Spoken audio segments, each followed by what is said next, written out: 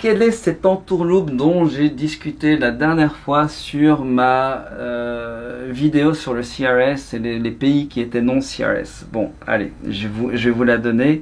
Ce qui se passe, c'est que je me suis rendu compte en fait que des banques, enfin, c'est pas des banques, mais des solutions fintech telles Neat et Currency par exemple, ne rapportaient pas leurs clients au CRS. Alors comment se fait-ce?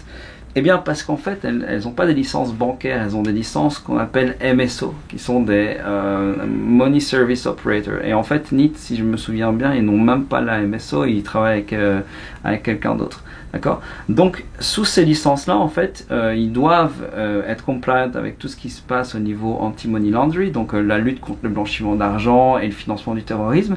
Mais par contre, ils ne doivent pas rapporter leur compte pour le CRS.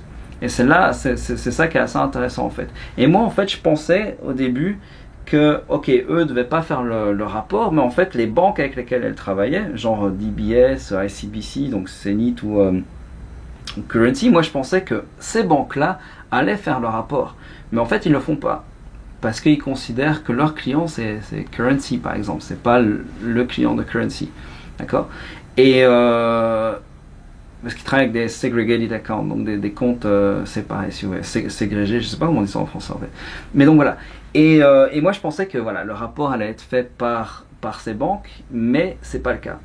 Et j'ai découvert ça récemment. Alors quelles sont les implications? Est-ce que ça veut dire que ça y est, il faut se clouer sur Currency et Neat, ouvrir des comptes et se planquer, c'est bon, c'est la fête du slip? Non, c'est pas ce que je veux dire. D'accord? Donc moi, pourquoi je fais cette vidéo, c'est pour vous dire, bon voilà, si vous travaillez avec Currency et Neat, ben ça vous laisse encore un tout petit peu de temps, normalement, pour pouvoir structurer vos opérations d'une façon intelligente, claire et saine. C'est ça que je veux vous dire en fait, c'est que c'est pas venez planquer l'argent, parce que je pense personnellement qu'il faut pas le faire, et deux, je pense que allez, à l'OCDE ils sont quand même pas cons, ils vont regarder à fermer tous ces petits loopholes qui existent, d'accord? Donc toutes ces petites entourloupes, une à une, ils vont venir et ils vont cadenasser tout ça. Donc c'est pas une solution long terme que de se dire voilà, j'ai planqué mon pognon chez Currency, d'accord? C'est pas l'idée, c'est pas ça que je veux expliquer. Ce que je veux vous dire, c'est voilà, il y a ça en ce moment, donc faut pas trop flipper. Il nous reste encore quelques temps pour avoir une transition saine. Et comme j'avais dit dans ma dernière vidéo, je pense que ce qui est intéressant, c'est de développer, c'est vraiment de se poser des questions sur tiens, où est ma résidence personnelle?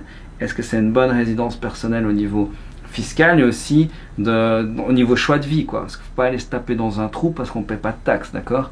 Faut aimer là où on se met. Enfin, ça c'est mon opinion. Deuxième chose, c'est trouver une bonne résidence pour sa société.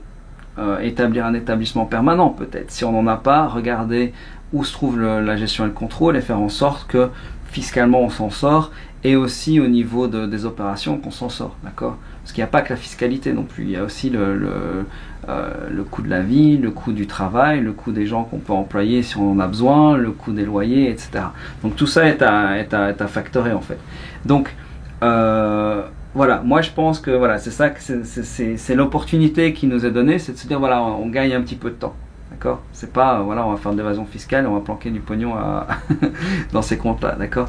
Donc voilà, l'information est passée, voilà, c'était tout ce que je voulais vous dire là-dessus. Suivez aussi, d'ici peu, je vais faire une autre vidéo sur les actifs NFI qui sont, je pense qu'ils sont mal comprises, et l'implication des actifs NFI et du CRS. Donc je parlerai de ça dans une prochaine vidéo. Allez, on se voit bientôt. Si vous avez aimé le contenu, mettez un pouce vers le haut. N'hésitez pas à vous abonner à la chaîne et à plus tard.